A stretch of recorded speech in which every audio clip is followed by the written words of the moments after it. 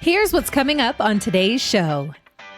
In our book and in our program, this is the number one step that we recommend everybody take to protect their identity. Because again, we're operating under the assumption that our information is out there. What can we do to protect ourselves? We can lock down and freeze our credit.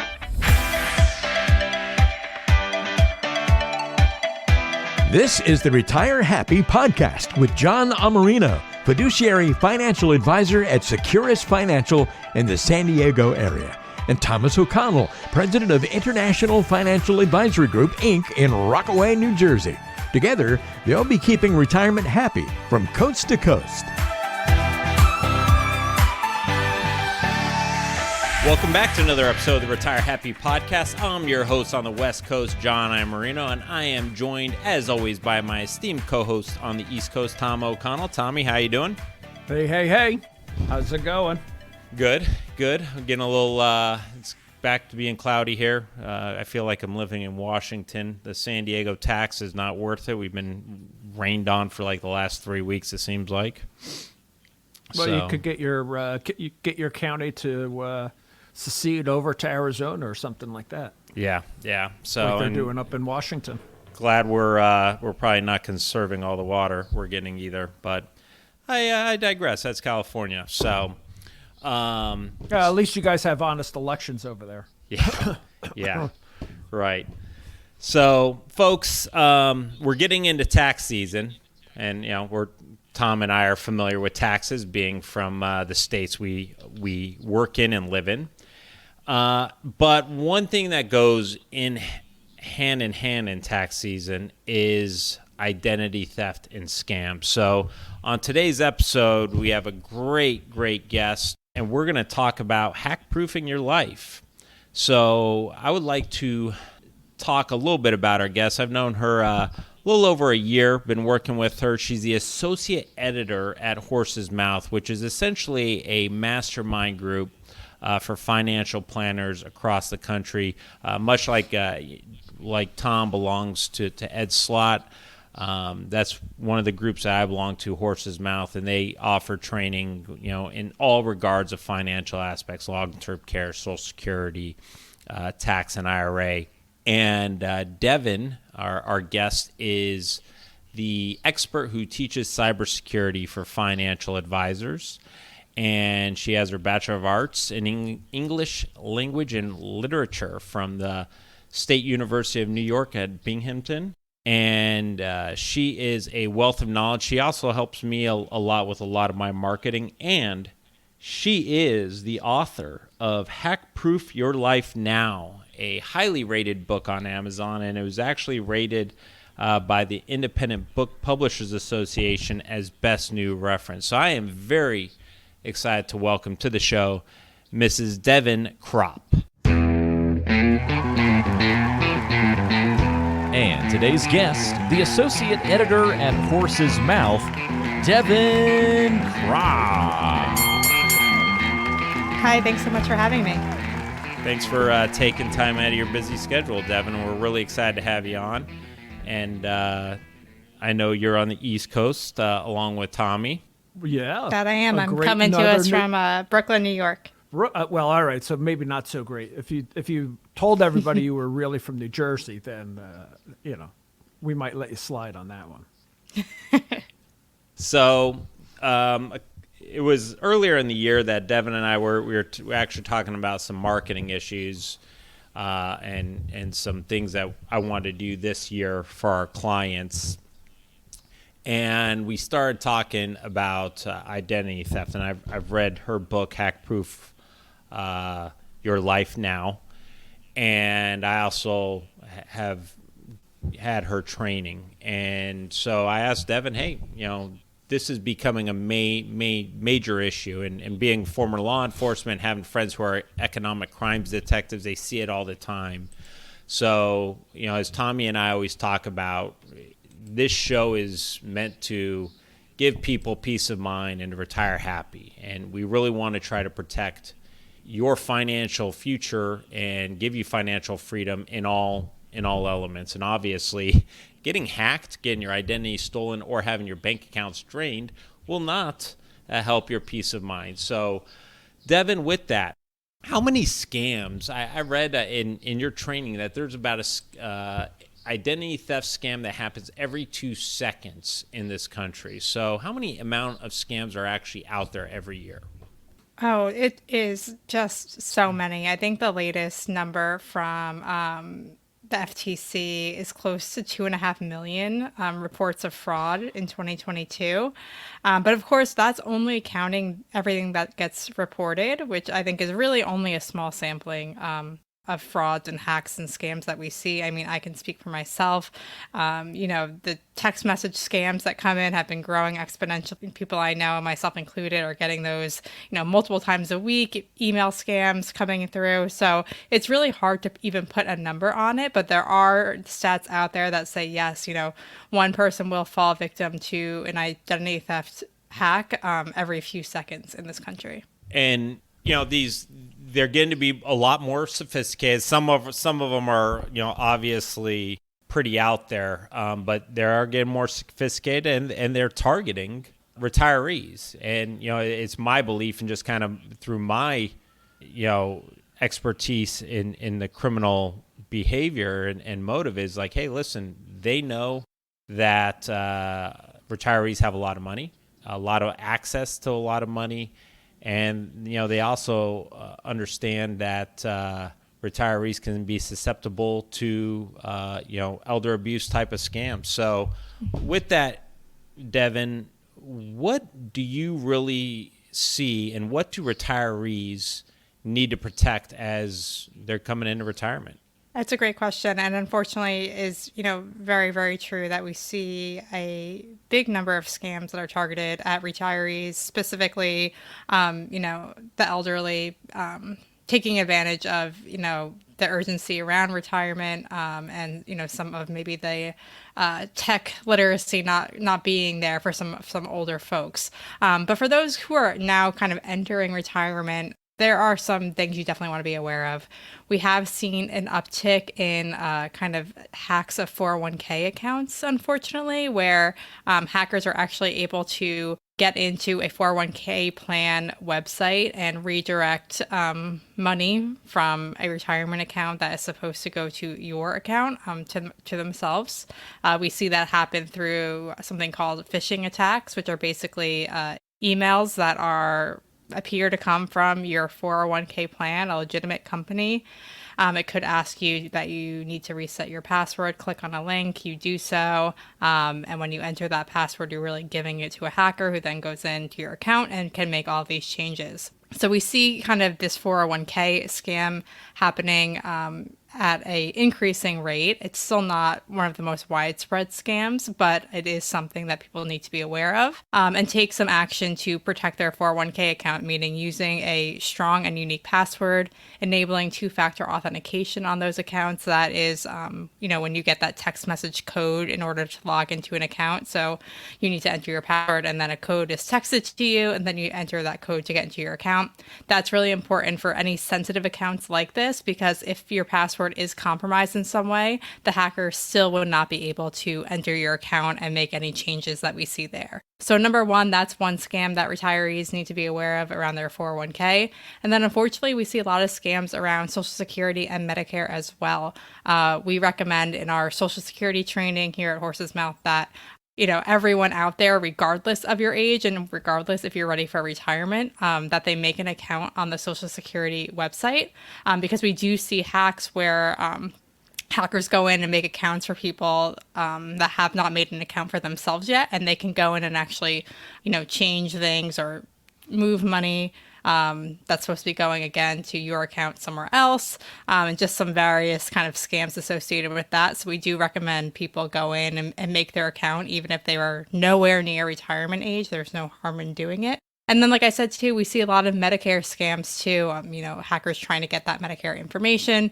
So it's really important to be on the lookout for any kind of strange messages around those programs. And just keep in mind that any government agency, Social Security Administration, Medicare, the IRS, they are not going to reach out to you via text or email. All of those communications always come, via the Postal Service mail. Yeah, and the IRS, as you mentioned, will not make a phone call either. and they Right. will not bring the cops to your house to serve a warrant on you. I never had that happen in 20 years. So they're going to always send you correspondence via the mail.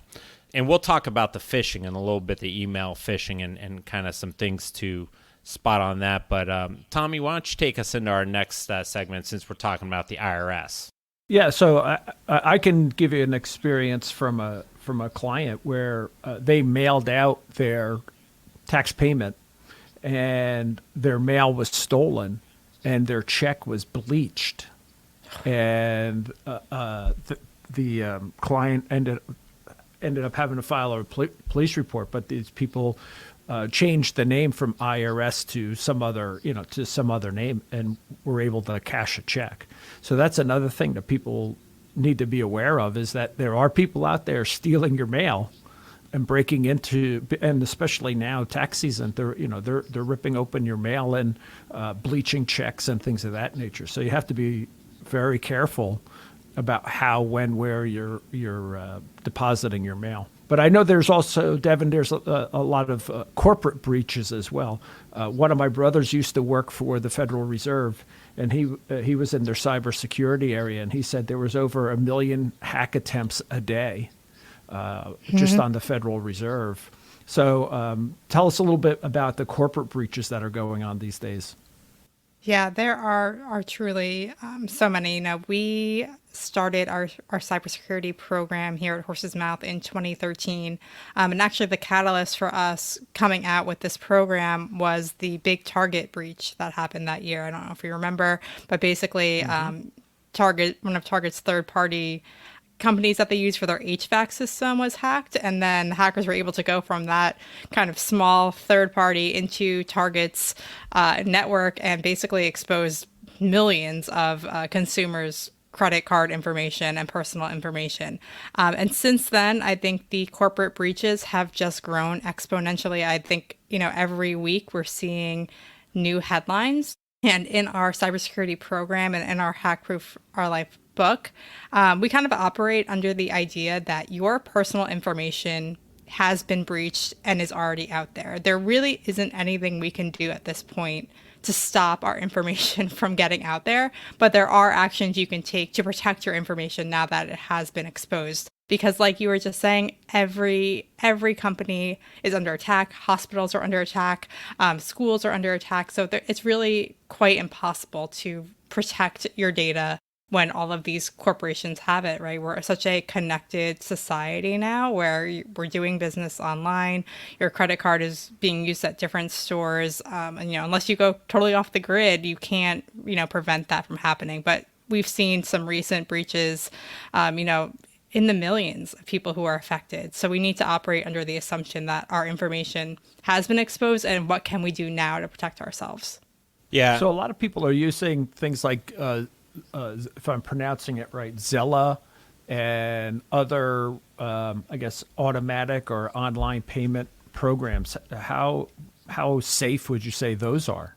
Yeah, so the programs in themselves, things like Zelle and Venmo, there are risks, of course, with using any sort of online payment app. And there are certainly scams that exist around these kind of apps, because again, hackers are going to take advantage of programs that are easy for people to use and make their lives easier. So I have seen a rise in Zelle payment fraud scams, and I would say the apps themselves aren't inherently unsafe. Of course, there's some risk in, using an app with your bank account information that just exists. But we haven't seen, scams originating from Venmo or Zelle. It's hackers who are taking advantage of this kind of peer-to-peer payment issue.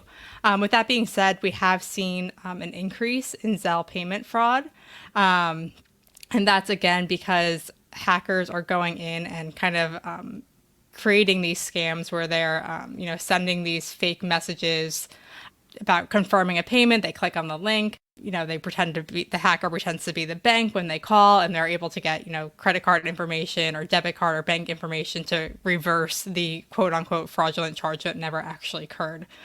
So we do see a lot of scams coming along with these kind of payment apps. So it's really important, number one, to be extremely careful when you're using these sorts of things. I recommend if you use, Venmo or Zelle, if you can disconnect your bank account when you're not using it, that's a smart move. It takes an extra step when you do want to send payment that you have to re-enter that information, but not storing it in the app, I think it is wise. Using things like two-factor authentication, again, to lock down your account, and being really sure about who you're sending money to, and confirming that it's the correct person. And of course, if you get kind of these unsolicited messages, to not just immediately start taking action. You want to kind of investigate it further, because unfortunately, we definitely do see scams around this. I think a Senate report on Zelle found that there was over 200 million in reported fraud on the app last year. So it is definitely a problem. And that goes back to when we would have a lot of identity theft that we were investigating or taking the initial reports on. A lot of that stemmed from kind of going a little bit older school, the debit card.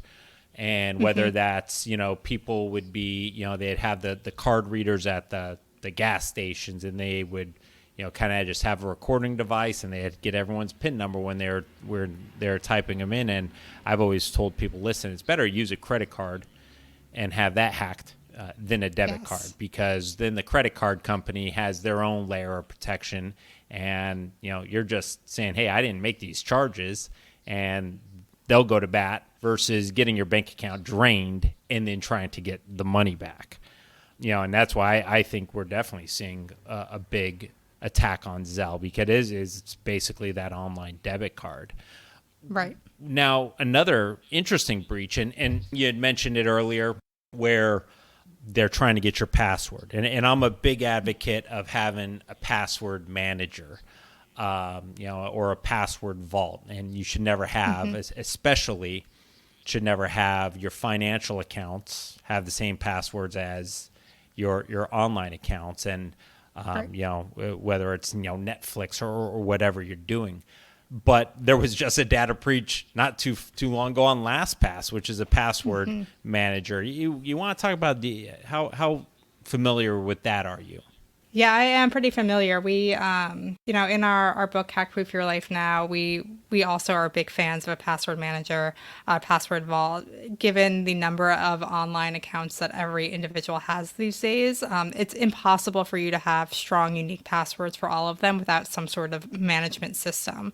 And we did go through, and in our book and in our program, we did recommend a couple of password managers that we, at the time, we had vetted and thought were really good, and LastPass was one of them. And so we have gone back with our online materials and kind of, revised that to say we can no longer recommend LastPass because of the breach that you're speaking about.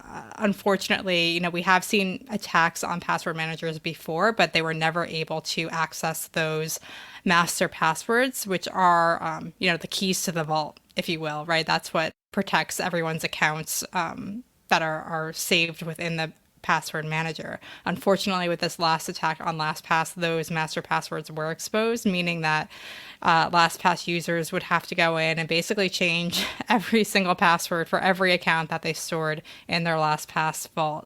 So we had to go back and kind of say we no longer recommend them, because this is a really detrimental breach. And again, the whole point of LastPass and the password manager is to protect those passwords, and they failed at doing that, unfortunately. Right. And, you brought up the good thing, though, that you do recommend, because even in the LastPass case, if you have two-factor identity or authentication, then even if they do have the password, then yes, you have to go through the annoying text message or email message, but it's extremely important.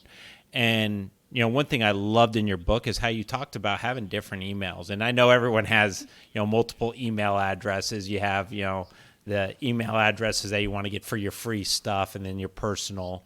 But you really should just have an email separately for your financial account. So that's something that I never really thought about. I always thought about, okay, have an email that you're going to take serious and look at than have your marketing email, your the I want just to get that free download.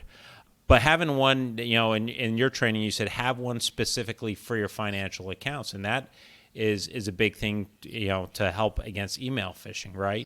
Right. And like I said earlier, we have to operate under the assumption that our personal information is out there, right?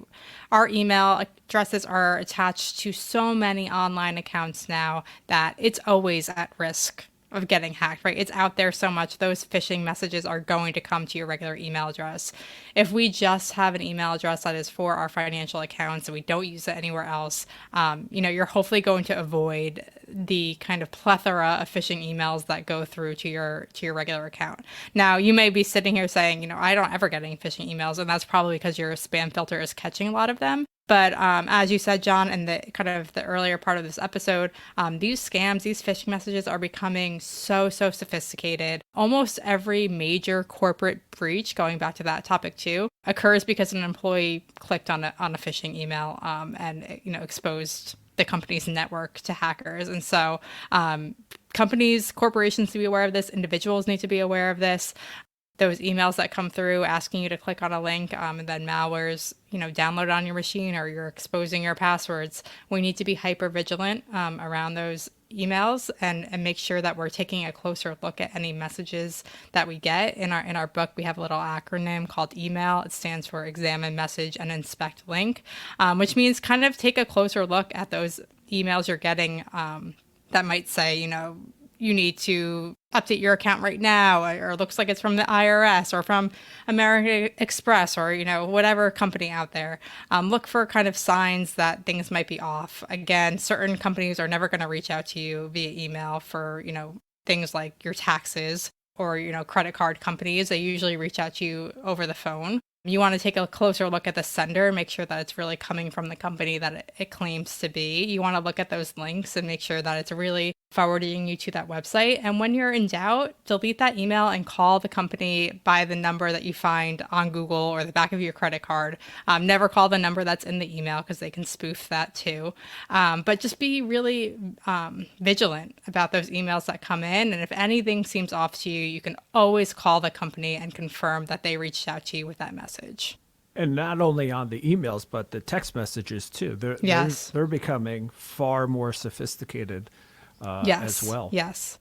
Yeah, I actually just had a family member reach out to me over the weekend because they got, a text message that said their Amazon account was locked. It was a scam, and luckily they didn't click on anything, and I was kind of able to say, no, it wasn't anything. It's just a scam. But I see those messages come in, on a weekly basis now, pretending to be Amazon or Netflix or whatnot, telling you account's been locked or you need to update something, and all they're looking for is that password or financial information from you. I got one of those not too long ago. They told me I won an $18 million grand prize, and when I called them, they said it would only cost me $1,100 to get it. And so when I asked the guy, it was weird, because when I asked the guy for his routing number and his account number for me to send it, he hung up. It was weird. I don't know why he did. Well, and you bring up another good, in terms of Amazon or Netflix. If you get those lockout accounts, one of the easiest things to make sure your account's actually locked out is go log on to your Netflix account. Yes. And Yes. It's going to tell you right then and there. And again, a lot of these companies are not contacting you via text. So, yes.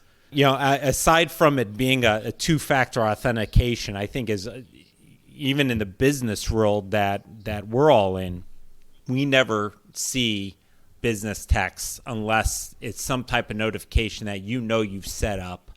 Right. Or the authentication text. So, in one way, you talk about the email phishing. Brookstone Capital Management just had a training. I think it was last week. They sent out the video, Tommy, about, hey, listen, Dean is not sending everybody emails because again, they had someone where they were trying to, spoof the Brookstone Capital Management, and it was a very elaborate email system where they, typed in the text, and part of that is examining and kind of hovering over the email link and seeing, oh, this wasn't from Brookstone Capital Management. This was from whatever the crazy email address is. Right. Yeah. Well, last week or 2 weeks ago. Yeah. Obviously you got to examine the links and examine the emails senders. The other thing, a lot of people do is, they go get their coffee at the cafe and they're like, oh, I'm going to use this free Wi-Fi. And in your book, you have a chapter just for this in which you call the Wi-Fi the honeypot of hackers. So should you use public Wi-Fi? So I'll have two parts to this answer. If you are just kind of browsing the internet, reading some articles, checking your social medias, sure, you can log on to that public Wi-Fi and probably be okay. However, if you are sitting in a coffee shop and you're planning on checking your personal email, logging into your bank account, you should not be doing that on that free public Wi-Fi. The reason being is that, number one, anyone can log into that Wi-Fi who is in that store. And hackers have various ways of kind of hacking into that network and being able to see everything that you do on your computer if they want to, meaning that they can, get your passwords, your bank account information, your email. So again, that's why we say kind of there's two levels of risk here, right? If you're just kind of reading an article online and you want to log on, that's okay. That's fine. But if you are doing any sort of sensitive banking information, even if you're online shopping and you're going to enter your credit card, you do not want to be doing that on public Wi-Fi. Now, there is kind of a solution to this. If you use something called a virtual private network or a VPN, and you log on to that makes that public Wi-Fi safe for you, because a VPN essentially creates kind of a private tunnel from your device to the internet. So even though you're on that public Wi-Fi, all of your information is being sent in this private tunnel, which can't be accessed. So would the Zella or the Venmo be included in that? If you're at Dunkin' Donuts and you're buying something and you're going to use your phone to make a payment, and I guess a lot of people do use the Wi-Fi. Is that the same kind of thing, or I'm not very sophisticated at this, so hopefully that's not. No, that's a great question. And I haven't really thought about that before, but I think in that case, your best and safest thing to do would be to not connect it to that Wi-Fi and use the data on your cell phone plan to make that transaction.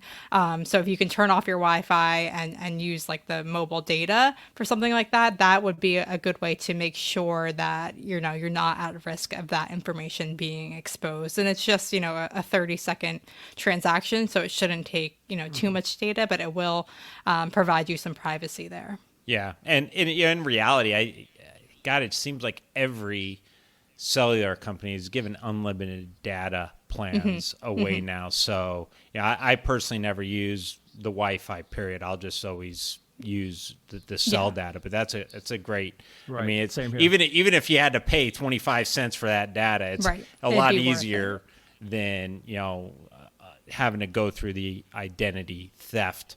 And whatnot. And I actually, and custodians and whatnot, like TD Ameritrade, they have a lot of, they also, they're getting attacked all the time, but there are a lot of, precautions, and you should never, as an advisor, I'll never take an online or an email recommendation, hey, I need money or distribution. That's always going to be, something I tell my clients. It's almost like two-factor authentication. We need to hear it verbally, and TD Ameritrade wants to, makes us confirm that we heard it verbally. And, I had a client one time who called me about 7 o'clock at night, said, I clicked on a link, and it was from sent from someone in my office, and felt comfortable with it. And all of a sudden he started seeing basically all his, right in front of him, all his data and all that.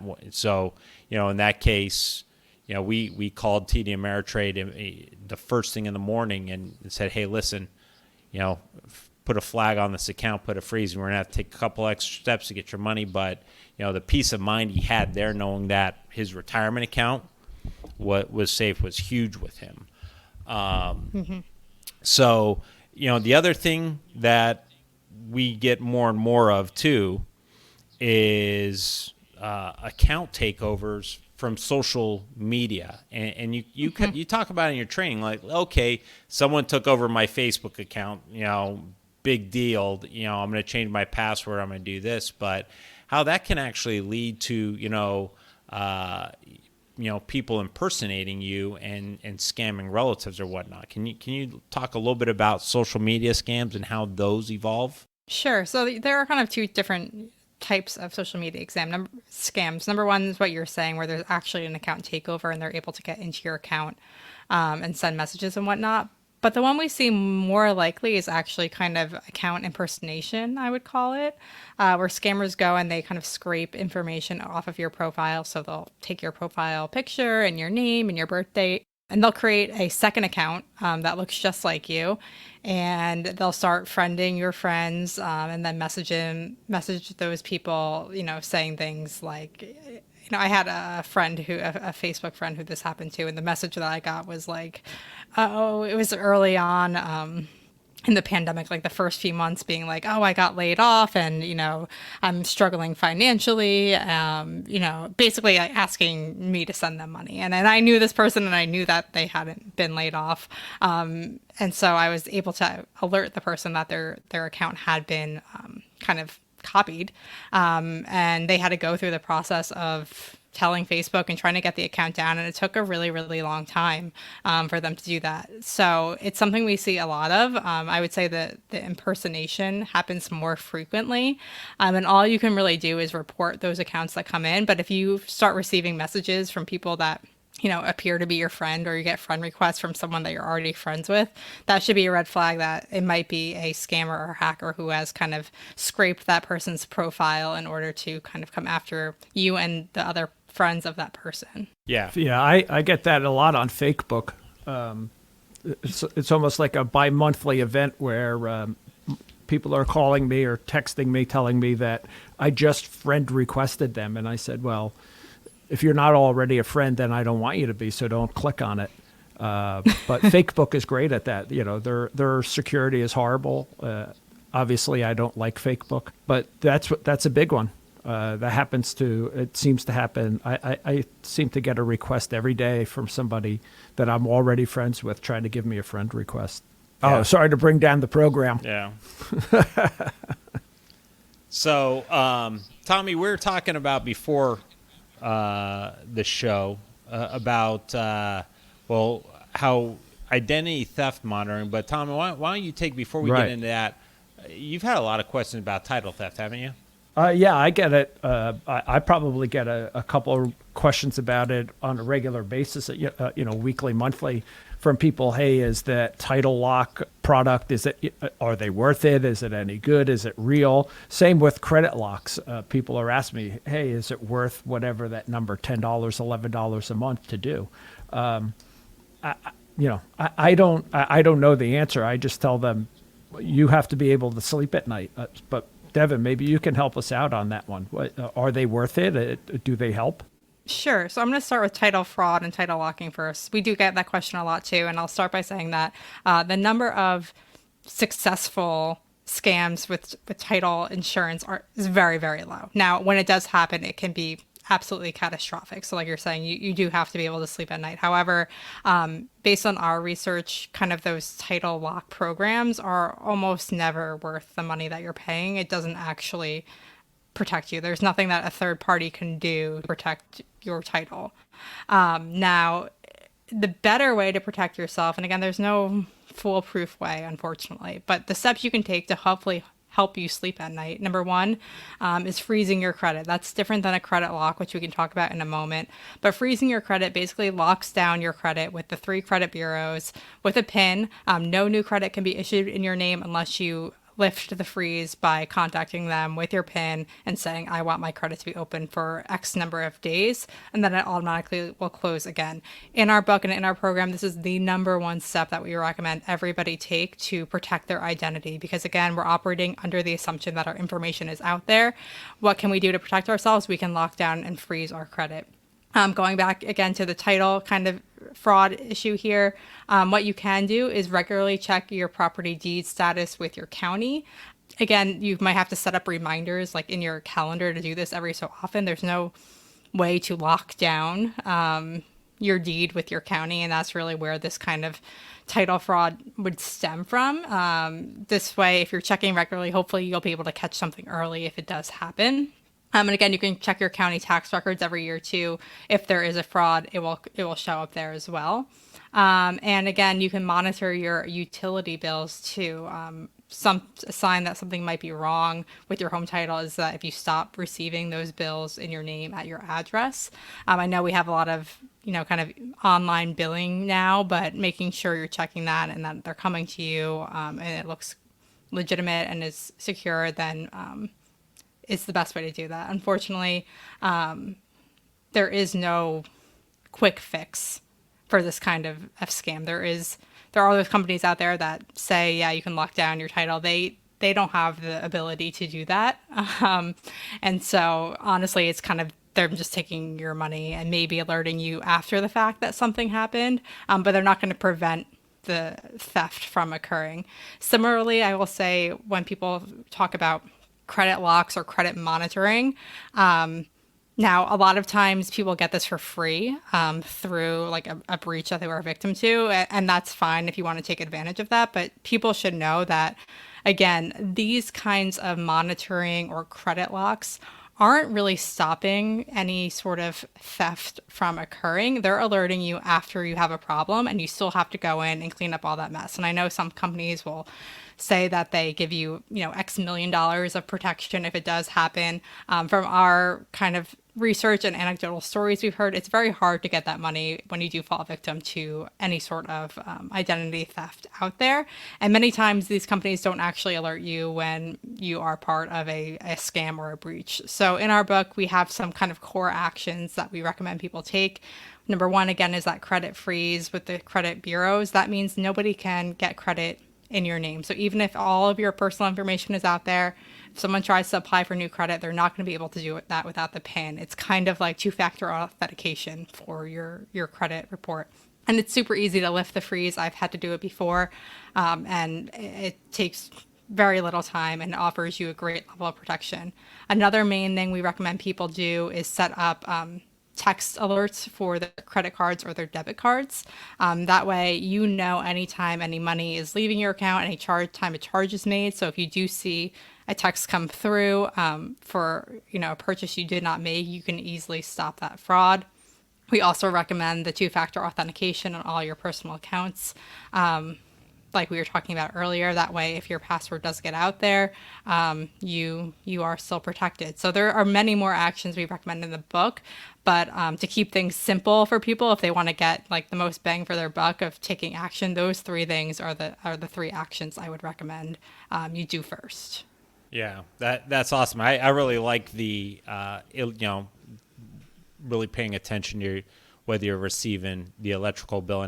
And a couple buddies with mine in economic crimes actually said, those military, the programs that are locking down everything, even as economic crimes detectives and experts, they were not actually fans of it because they say once those things are activated, they do exactly what they do. And you're completely like frozen everywhere. And it's really becomes cumbersome to try to unwind that when you said already it's a reactive measure, but then all of a sudden, it's like almost an overkill. And now you're just completely financially like it's a huge pain. And the other thing, and I don't know if you have any opinion on this, but they actually said, another way to protect yourself from home title, yes, it comes at a cost of an interest rate, but is even carrying a small loan, not maybe not paying off your entire mortgage, but keeping a $20,000 balance on it, because obviously that's going to be the balance on the title. So, another food for thought there. Definitely. You mean like a home equity line? Yeah, just having some type of balance. They didn't specifically. My friends have just always said, have whether it's a second home loan or whatnot, because the line, technically isn't a zero balance, so whether it's not just, not paying off your mortgage and just keeping the $20,000 on there, or having the second loan, just because it's not an easy thing for them now to go. It's not something that, much like with creditor protection, it's not just out there with no cost to the scammers. So another positive for the reverse mortgage then. Yeah. So, well, Devin, man, you've given us so much great information. That 40 minutes absolutely flew by. We really thank you for taking the time and giving us, giving our clients and our listeners a blueprint for success to protect their life savings and protect what they've earned. And, folks, if you got to that point, Devin just gave it to you. It's not hard to do. Freeze the credit and start protecting yourself. But, we can only tell you so much. We can only get, bring on experts like Devin to tell you how you can do it. You have to do it, though. And you have to be, proactive. Get Devin's book. Yeah. Get Devin's book. Go on. I'm assuming it's on Amazon, Devin? It is. Yes, it is. Yes. Phenomenal reviews. Why don't you give out that title again? Well, if you let me talk, I would. No. Yeah. So Tommy's so excited about the book.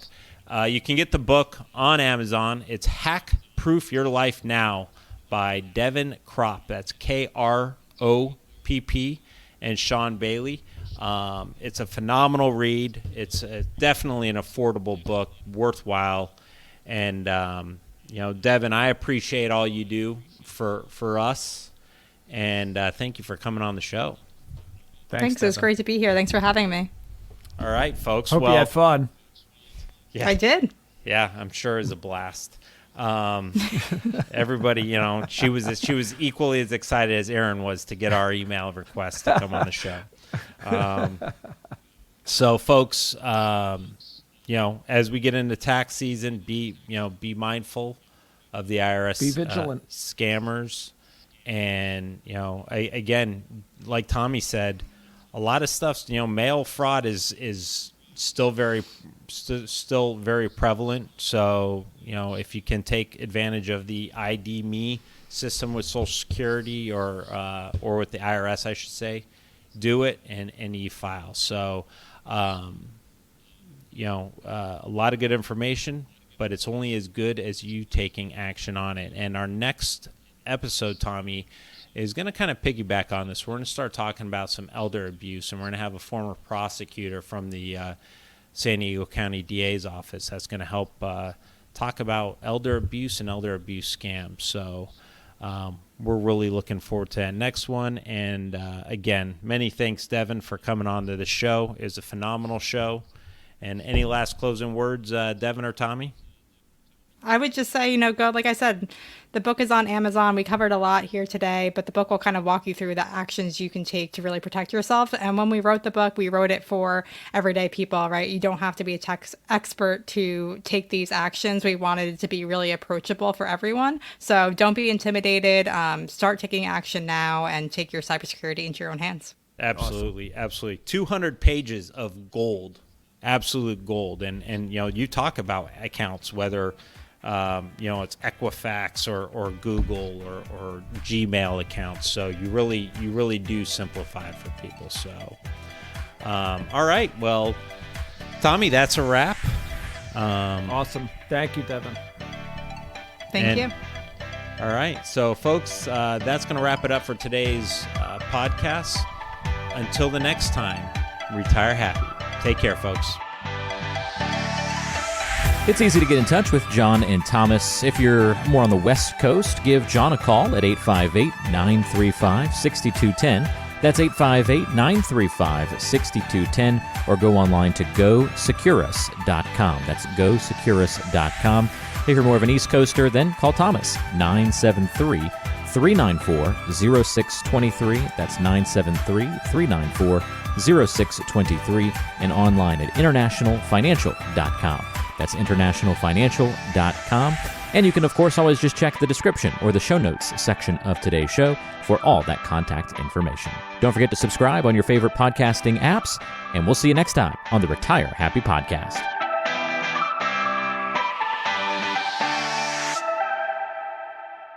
Investment advisory services offered through Brookstone Capital Management, LLC BCM, a registered investment advisor. BCM, Securus Financial, and International Financial Advisory Group are independent of each other. Insurance products and services are not offered through BCM, but are offered and sold through individually licensed and appointed agents. The opinions expressed by John Iammarino, Thomas O'Connell, and guests on this show are their own and are based upon information considered reliable, although it should not be relied upon as such. Any statements or opinions are subject to change without notice. Investments involve risk and, unless otherwise stated, are not guaranteed. Past performance cannot be used as an indicator to determine future results. Any strategies mentioned may not be suitable for everyone. Information expressed does not take into account your specific situation or objectives and is not intended as recommendations appropriate for you. Before acting on any information mentioned, please consult with a qualified tax or investment advisor to determine if it is suitable for your specific situation. This program is designed to provide accurate and authoritative information with regard to the subjects covered.